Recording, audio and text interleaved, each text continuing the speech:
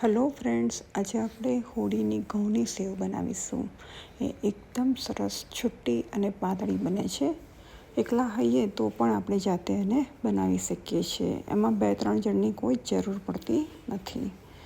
આવી રીતે જો આપણે જાતે ઘરે બનાવીએ તો આપણે ચોખ્ખું ખાઈ શકીએ.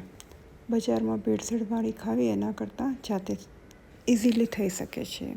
એમાં આપણે ઘઉંનો લોટ લેવાનો છે.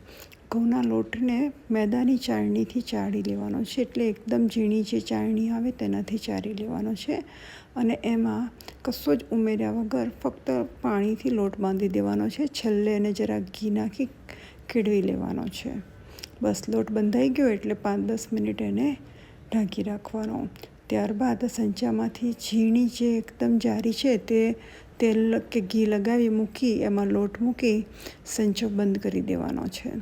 અને ત્યાર પછી જો તાપ આવતો હોય તો તાપમાં, ના આવતો હોય તો અને ઘરમાં કોઈ બી જગ્યાએ તમે પાડી શકો છો. આવી રીતે ગોલ ગોલ સંચો ફેરવી એને પાડી લેવાની છે. સીધી જો પાડવી હોય તો પણ પાડી શકાય છે. મેં અહીંયા ગોળ પાડી છે.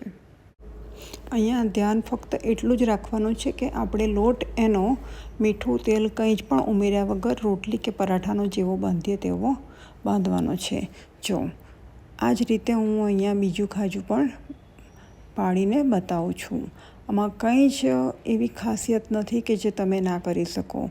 તમે પણ આને ઇઝીલી બનાવી શકો છો. તમે પણ બનાવો અને તમને તમારી સેવ કેવી બની એ મને કોમેન્ટમાં જરૂર લખી બતાવજો.